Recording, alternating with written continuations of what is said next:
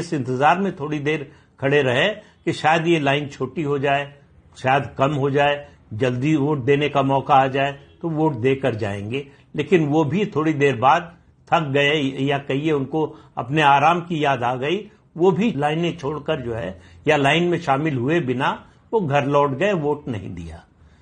इस जनमत संग्रह का नतीजा ये आया कि 55,000 मतों से ये प्रस्ताव पास हुआ कि सियालकोट को पाकिस्तान में शामिल किया जाए।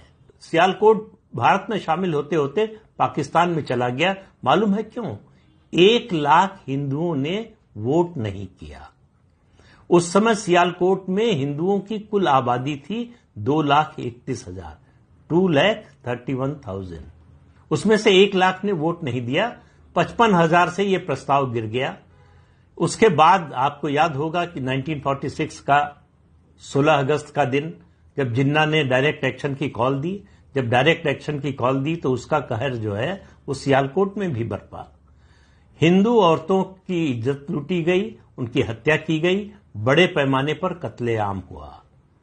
और जो लोग आराम करने के लिए घर गए थे वो हमेशा के लिए आराम की नींद सुला दिए गए।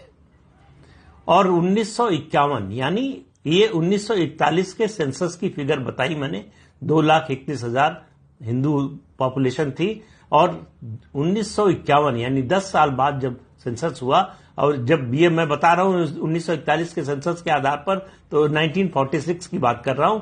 1951 में जो सेंसस हुआ उसके मुताबिक सियालकोट में हिंदुओं की आबादी केवल 10,000 बची, केवल 10,000 बची। और 2017 की फिगर के अनुसार सियालकोट में हिंदुओं की आबादी सिर्फ 500 है।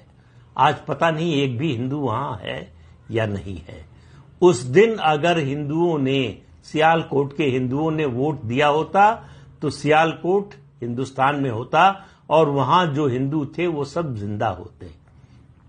तो वोट न देने का क्या असर हुआ ये आप इस बात से